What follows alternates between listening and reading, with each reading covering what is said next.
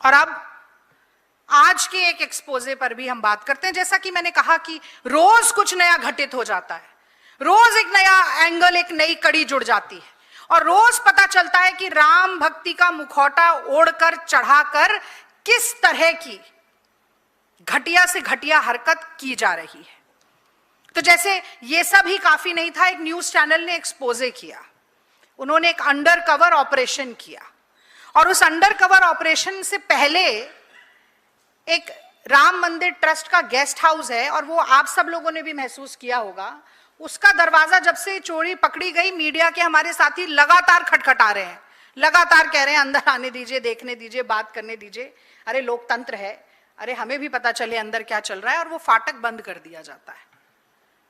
कोई बात नहीं कर सकता, कोई मिल नहीं सकता, कोई सवाल नहीं पूछ सकता। तो ये अंडर कवर ऑपरेशन होता है जिसमें एक न्यूज चैनल की टीम के कुछ लोग दानकर्ता बन जाते हैं। अब वो कह रहे हैं कि हम तो सोना चांदी देने के लिए आए हैं,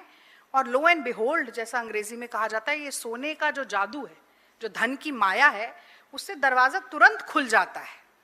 एकदम खुल जाता है। और प्रद्युम्न नाम का एक व्यक्ति निकलकर आता है और कहता है, देखिए मैं तो बाबूजी यानी कि चंपत राय का बहुत सगा हूं, बहुत खास हूं, और आप अपना दान दे दीजिए, यहीं चंपत राय जी अंदर बैठकर मीटिंग कर रहे हैं, जैसे ही मीटिंग खत्म होगी आपकी मुलाकात करा दी जाएगी। चलिए मुलाकात तक भी ठीक था, वैसे तो चंपत राय जी निकलकर नहीं आ रहे हैं बाहर, पर दान के नाम पर आ जाते हैं, दान से उनका बहुत कुछ खासा लगाव दिखाई दे रहा है। पर साथ में यह भी कहा जाता है कि आप जो सोना चांदी लेकर आ रहे हैं, अगर आप सीसीटीवी कैमरे से बचकर आना चाहते हैं, यानी कि ऐसे रास्ते से आपको लेकर आए जिससे कि वो सीसीटीवी कैमरे में ना आ पाए, कैप्चर ना हो पाए, तो इसकी भी व्यवस्था हो सकती है। आप सोचिए कि दाल में कुछ काला है या पूरी दाल ही काली है। और फिर उन दानकर्ताओं से एक एफिडेविट साइन करवाया जाता है जिसमें यह कहा जाता है कि आप जो भी दान दे रहे हैं, दान देने के बाद आपका कोई अधिकार नहीं है, ठीक है, और ट्रस्ट जैसे चाहे इसका उपयोग करेगा, आप कोई सवाल नहीं पूछ सकते। वो ट्रस्ट दान पेटी में डालेगा या ट्रस्ट के मेंबर अपनी झोली भरेंगे, आप कोई सवाल नहीं पूछ सकते। और एक कमाल की बात देखिए, आप चाहे 1 ग्राम सोना दें, 100 ग्राम दें, या 100 किलो सोना दे दें, ऐसा उन्होंने लिखा नहीं था, ये मैं बता रही हूं, कितना भी सोना दे दें, कितना भी दान दे दें, उसकी कोई रसीद नहीं मांगी जाएगी कि आप इतना किलो सोना लाए कहां से, ये आपने शो किया है, इनकम टैक्स दिया है, ये कहां से आया, कोई रसीद है आपके पास? कोई नहीं पूछ रहा है। टेबल के नीचे से आप कितना भी सोना चांदी दान में देते जाइए, चंपत राय जी तक पहुंच जाएगा। तो बार बार ट्रस्ट से जुड़े हुए लोग चंपत राय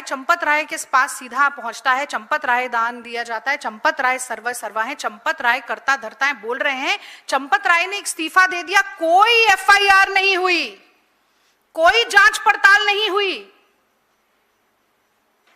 किसकी जवाबदेही तय होगी? मुझे तो लगता है संत कबीरदास ने जब ये कहा था कि राम नाम की लूट मची है, लूट सके तो लूट, उसका भावार्थ क्या था? वो राम नाम की अपरंपार महिमा का वर्णन कर रहे थे, जैसा कि मैंने भी किया इस प्रेस वार्ता की शुरुआत में कि राम का नाम लीजिए, आपकी नैया पार हो जाएगी। तो राम नाम की लूट मची है, लूट सके तो लूट। पर उन्होंने कभी सपने में भी नहीं सोचा होगा कि एक समय ऐसा आएगा जब भावार्थ को लात मारकर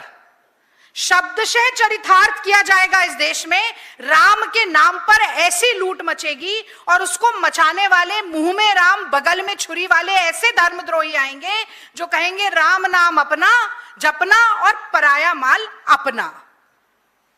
तो यही हो रहा है।